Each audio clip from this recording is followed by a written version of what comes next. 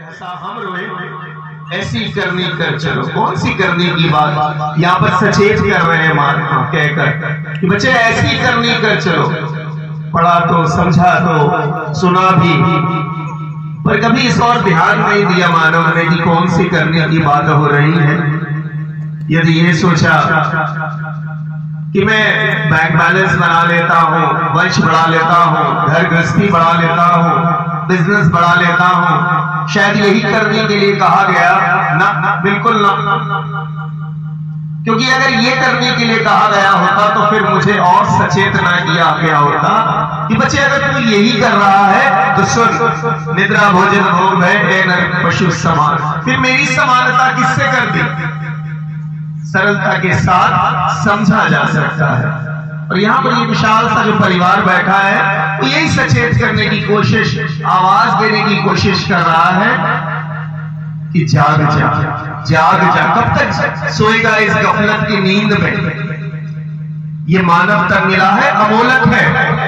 बड़े भाग्यवान शुतर पावा, पर भाग्यशाली कब बनेगा? जब सदगुरु के चरणों में सर को झुकाएगा और उस पिता परमात्मा के इस निराकार, इस पारब्रह्म परमेश्वर के दीदार करेगा, तब ये लक्ष्य की प्राप्ति होगी। अन्यथा शायद कहीं मन के किसी कोने पर होगा, ये सवाल भी शायद आया होगा कि प्रभु की भक्ति तो मैं भी कर रहा हूं। हाँ, पूरा संसार कर रहा है, बिल्कुल कर रहा है, पूरे संसार भक्ति कर रहा है। कोई ये नहीं कह रहा भक्ति नहीं कर रहा। अनेकों अनेकों त्योहारों पर हम जाते हैं बाजारों में, और अनेकों अनेकों त्योहारों में किसी न किसी रूप में भगवान को लेकर आते हैं अपने घर पर, और फिर उसे सुंदर सा सजाते हैं, फिर उसके समक्ष बैठकर खूब सुंदर सुंदर भजन भी गाते हैं, और फिर उसके समक्ष बैठकर आंखें मूंद कर कहीं ना कहीं हम अरदास भी रखते, प्रार्थना भी करते। परंतु जब आंख खुलती है तो क्या नजर आता है? कुछ नहीं, कुछ नहीं नजर आता। क्यों? क्योंकि वो सिर्फ और सिर्फ मेरी कल्पना थी, कल्पना। जिसे देखा नहीं, जिसे जाना नहीं, उसके प्रति प्रेम कैसा, कैसे प्रेम होगा? प्रेम उत्पन्न ही नहीं हो सकता जब तक इसको देखा नहीं, इसको जाना नहीं। यात्रा चल रही है, बिल्कुल यात्रा चल रही है, हर एक एक इंसान की यात्रा चल रही है। जरा देखें, हम यात्रा करते हैं, बैठे हुए हैं सीट पर, ऐसी एक आर्म रेस्ट है, बगल में कोई और बैठा दूसरी सीट पर, हम अपना हाथ रखते हैं, कभी वो अपना हाथ रखता है, मुझे हाथ रखना है तो उसका हाथ वहां नहीं होगा तो मैं हाथ रख पाऊंगा। मुझे दिक्कत हो रही है कि कौन आके बगल में बैठ गया, पर जरा सा अब दूसरा भाव सोचिए कि मेरे बगल में मेरी बहन बैठी है, मेरा परिवार का कोई सदस्य बैठा है, तो मेरे अंदर जो भाव आ रहा था अभी तक कि मुझे तकलीफ हो रही है, वो भाव खत्म हो जाता है। पर ये कब हुआ? जब मुझे समझ में आ गया कि बगल में जो बैठा है वो मेरा अपना ही है, मेरा अपना ही है।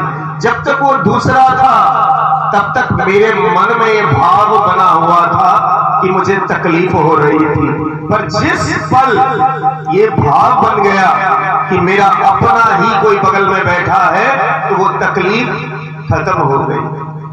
यहाँ एक भी महात्मा ने, एक भी संत ने कहीं धर्म परिवर्तन की बात नहीं की, बिल्कुल नहीं की। किसी भी संत, किसी भी महात्मा ने यहाँ से माइक पे खड़े होके वस्त्र परिवर्तन की बात नहीं की कि सफेद वस्त्र, पीला वस्त्र, नीला वस्त्र, ना, बिल्कुल ना। किसी ने भी यहाँ पर खड़े होके नाम परिवर्तन की बात नहीं की कि नाम बदल गया, ना, ना, ना। अगर बात हुई तो परिवर्तन की हुई, बिल्कुल हुई, पर क्या परिवर्तन हुआ? जब सदगुरु के चरणों में आए तो इसने मेरी सोच का परिवर्तन किया, मेरी भावनाओं का परिवर्तन हुआ, मेरे भाव का परिवर्तन हुआ है।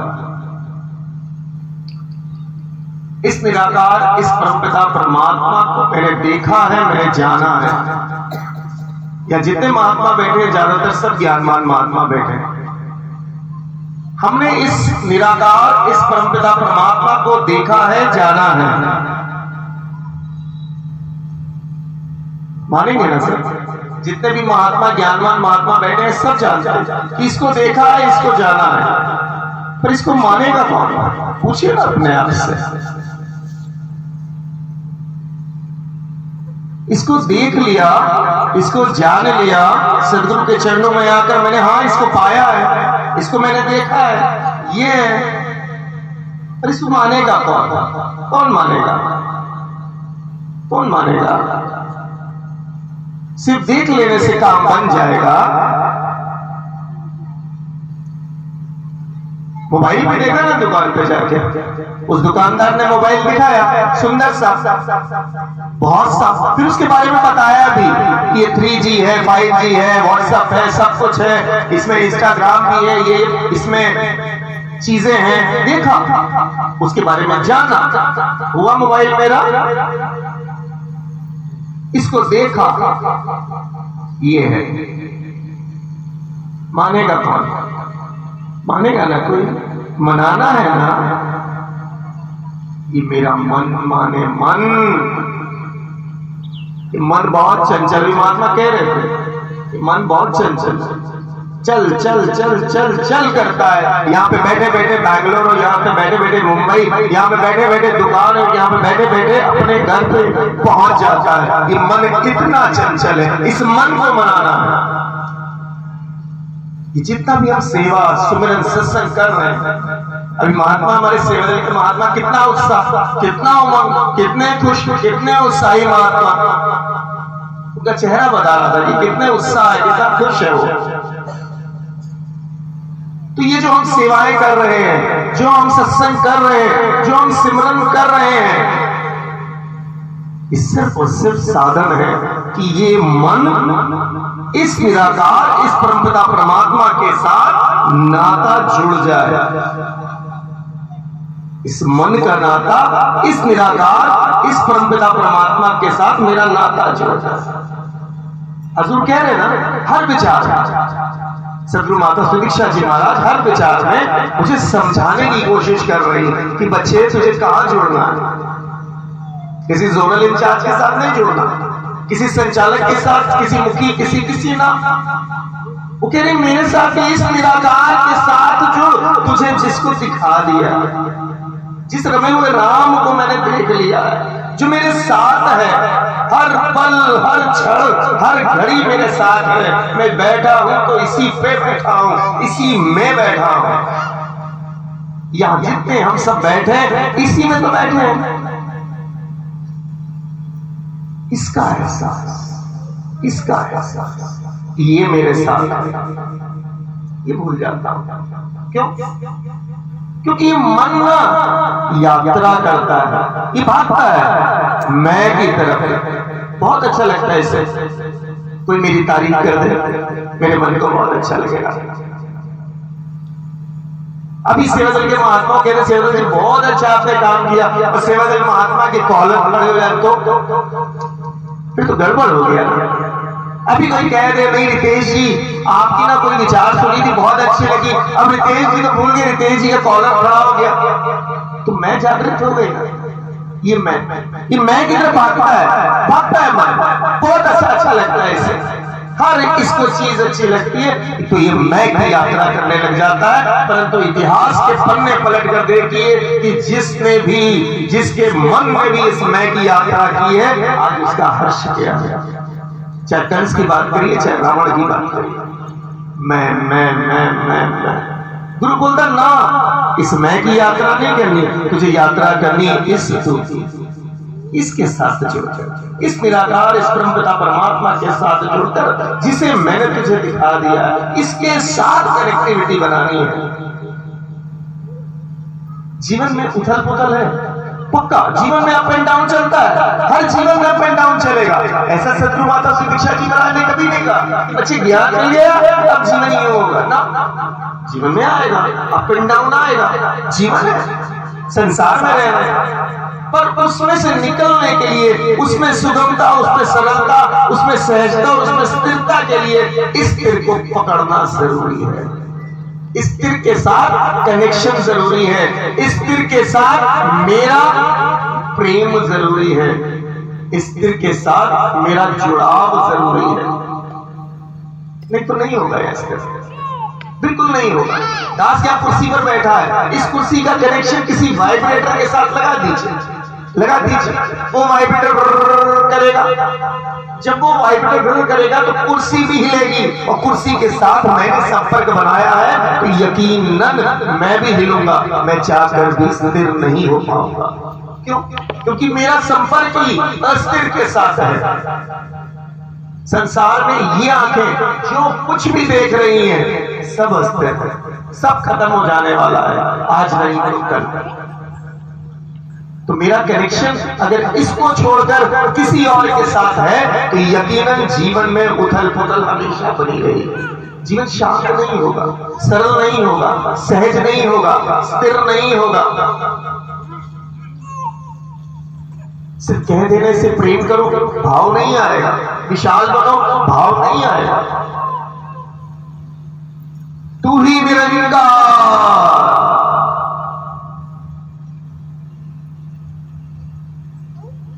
शब्द निकले तो आवृत्ति, आवृत्ति सुने सुने, तू ही निरंकार सुने। ये विशाल है, अडोल है, एक रस है, स्थिर है, अपरिवर्तनीय है, निराकार है, जो आता है न जाता है, जो जन्मता है न मरता है। ये आवृत्ति होगी तू ही है, तू ही है। और ये सुने कौन? कौन सुनेगा?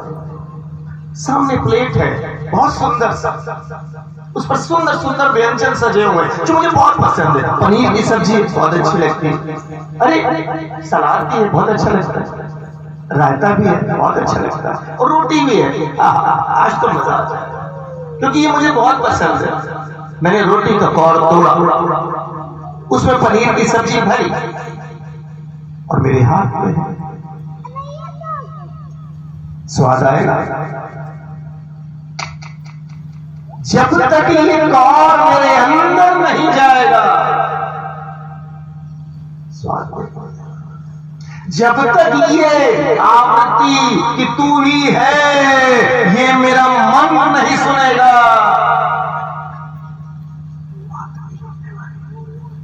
सिर्फ कह देने से क्या करना। जब यहां पर ज्ञान नहीं लिया था, जब नहीं लिया था तो घर पर बहुत चीजें करते थे ना, धर्म ग्रंथ घर पे रखे थे, पढ़ते थे, रोज पढ़ते थे, रामचरितमानस भी पढ़ते थे, भगवत गीता जी भी पढ़ते थे, और भी जो भी कुरान, अंजील, बाइबल सब पढ़ते थे, पढ़ते थे। मेरी जुबान कहती थी तो आज तो निरंकार भी तो मैं कहता ही, तो वहां और आज में तो क्या अंतर क्या? पूछो अपने आप से। तब भी वही करता था, आज भी वही कर रहा। गुरु बोला इससे छोड़, इससे कनेक्शन बना, ये निराकार, ये परमात्मा जिसे तुझे मैंने दिखा दिया है, इसके साथ जुड़। पहले इसको देखा नहीं था, अब तो देख लिया, पर तब भी अंधेरे में जब जाता हूं या जाती हूं, पूछो अपने आप से, जब जाती हूं अंधेरे में, बिल्कुल गुप्त अंधेरा, बिल्कुल गुप्त अंधेरा, घर बहुत दूर, उस रास्ते में रोशनी नहीं है, बिल्कुल अंधेरा है, कुत्ते की आवाज पीछे से आ रही, मैं अकेली, मेरा घर दूर, मैं चली जा रही हूं, कोई भी आगे पीछे नहीं है। डर लगेगा, डर लगेगा ना, लगता है ना डर, लगता है ना, लगता है। क्यों? क्योंकि मेरे साथ ये नहीं है क्या, इसको मैं विसार देती हूं, इसको भूल जाती हूं। ज्ञान लिया, ये निराकार मेरे अंग संग है, इसको मैंने उस समय छोड़ दिया। ये मेरे साथ नहीं था क्या? था ना। ये तो तब भी था जब मैंने इसको देखा नहीं था। ये तो तब भी था, अब तो मैंने इसको देख लिया, इसको देख लिया, ये निराकार रमा हुआ राम, इसको मैं जानती हूँ। फिर डर कैसा? ये मेरे साथ हर पल, हर क्षण, हर घड़ी मेरे साथ है। भूलता हूं तो मैं भूलता हूं। वो उद्धव ने कहा ना श्री कृष्ण महाराज से कि उद्धव ने कहा श्री कृष्ण जी कमाल है, आप तो कमाल के प्रभु दोस्त हैं। क्यों, क्या हुआ उद्धव?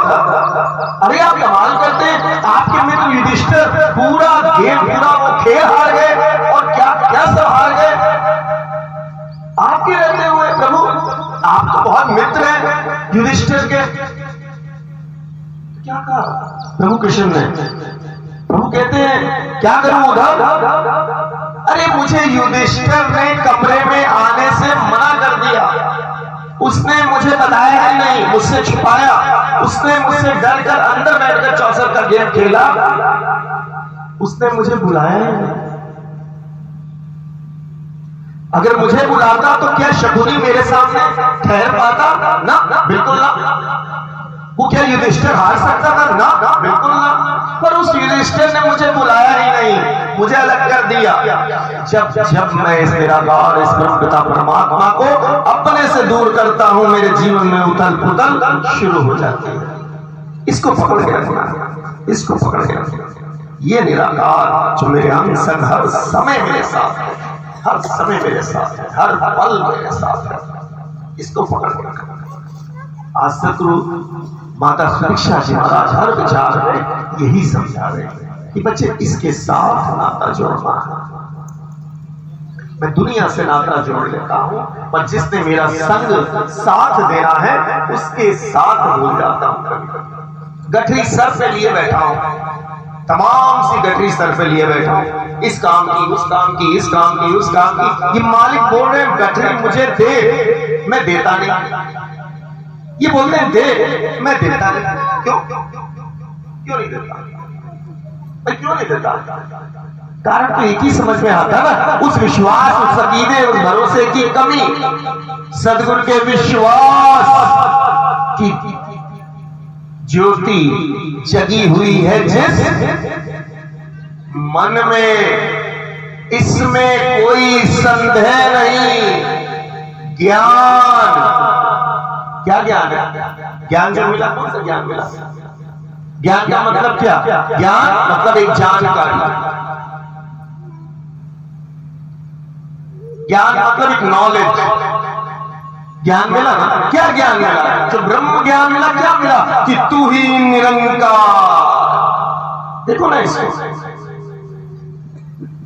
एहसास करो कि बैठे हो तो इस निरंकार में बैठे हो। एहसास करो घर जा रही हूं तो इस निरंकार में से जा रही हूं, पानी पी रही हूं तो पानी का गिलास इसी निरंकार से आ रहा है। क्या बात है, करो ना एहसास। सामने वाले में निरंकार, इसमें निरंकार, इसमें निरंकार, इसमें निरंकार, इसमें निरंकार। जिस पल, जिस घड़ी ये एहसास मेरे मन को हो रहा, आप यकीन मानो अपने आप से पूछ कर देखना, क्या सामने वाले को आकर सत्कार नहीं दोगे? देना ही पड़ेगा, क्योंकि उसमें निरंकार दिख रहा है, उसको एहसास होगा। तो कभी किसी को गलत कह सकते, इसमें निरंकार, इसमें निरंकार, इसमें निरंकार, उसमें निरंकार। परिवार में एक एक सदस्य में निरंकार। कमाल। फिर तो क्या करूंगा मैं? सुबह उठते ही धन निरंकार, तू ही निरंकार, वही सारे काम पूरे हो जाते हैं।